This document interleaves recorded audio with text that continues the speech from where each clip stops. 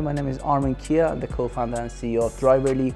We are an insurtech based here in Cardiff in Wales, and our mission is to make car insurance work for safe drivers. So I come from a technology background, engineering by education, and did an MBA back home in Iran. That's where I'm originally from. Worked for a few years and came to the UK, did my second MBA in Manchester Business School. And never thought I would come to Cardiff, never thought I would come to insurance. And here I am, 10 years later. I've joined Admiral Group after my MBA first as business development manager, and then gradually worked my way up, and mainly involved in launching new products and using data and technology for product innovation. And that's basically what I'm doing in Driverly in a different context, in a startup world, with my two co-founders and the rest of the team. But yeah, it was end of 2021 when we started Driverly. We have one cross-functional development team, and there we have front-end developers, back-end developers, we have a product owner, we have designers, UX designers, and we all work together. Of course, our CTO and myself are very involved in all of that process as well. And we are firm believers in agile methodology. We have weekly sprints, and we have a lot of communication to make things work on a weekly basis. In terms of what we're looking for, especially in terms of the technology recruits, the technology team members, I would say is a combination of three things. Number one is skill sets, the technical skill sets. We are a startup, we don't have the bandwidth to train people with the languages that we need, the coding languages. So that is the very first thing we look for, experience with the coding languages. But the second and third are probably more important. The second is your problem-solving capabilities, your eagerness to learn, because many of what we do is new. It's a new proposition, cutting-edge technologies, and no one in the team has done all of it. So you have to be open-minded and have that eager interest in developing yourself and learning about new technologies, new applications of those technologies, and so on. And that is the second thing we're looking for. And the third is the cultural fit. It's a very broad element, but what we mean by that is, do we want to work together? Do the rest of the team enjoy working with you? The main things we're looking for is teamwork, being open about what you do, being open to suggestions, being open to criticisms, and being a team player. That is the main thing we're looking for. So the first element I would say is building that culture. And the second I would say is the right processes, because without those streamlined processes, you can't convert good ideas into great outcome, tangible solutions.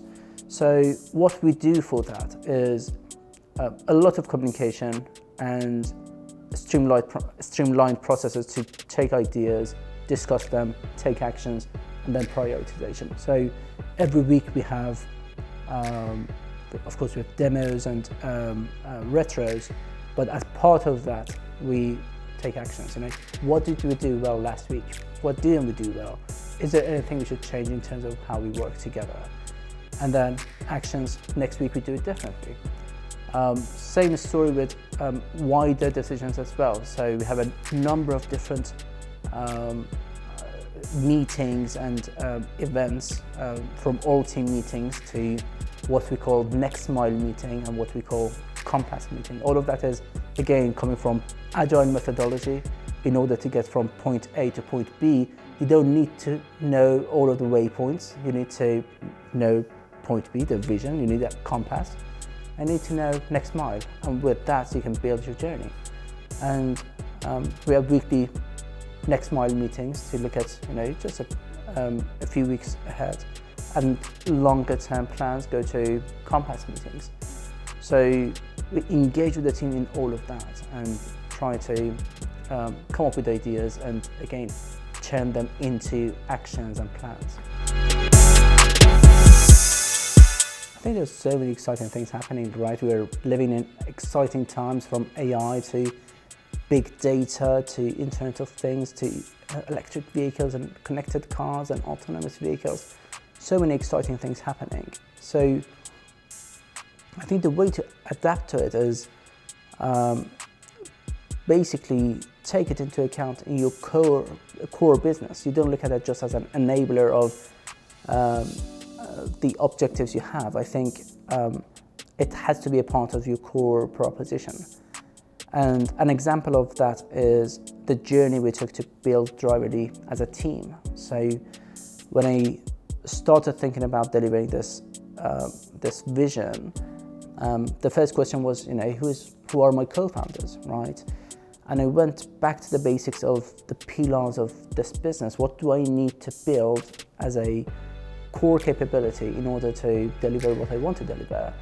And it was very clear very quickly that it's customer data technology.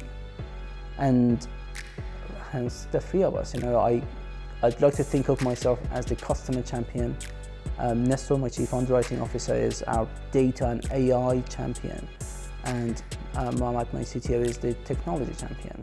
And that's how we embedded AI and big data analytics and our in-house technology from the very, very beginning. So I think the only way to do it is build those capabilities in-house and as a part of the core capabilities of your business.